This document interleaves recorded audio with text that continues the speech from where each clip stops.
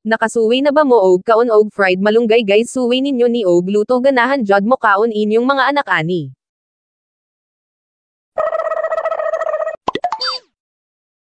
Hello guys kumusta naghagpat mi og dahon sa malunggay kay akong crispy fried malunggay. Ayaw apila ang powa sa kamungay kay matukan niya kalisod na.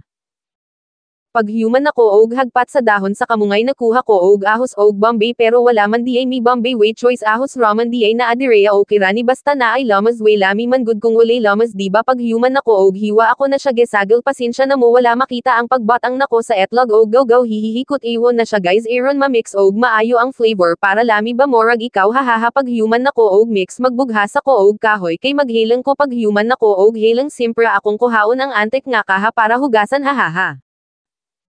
So magluto na ta guys ay batang ang mantika painaitan.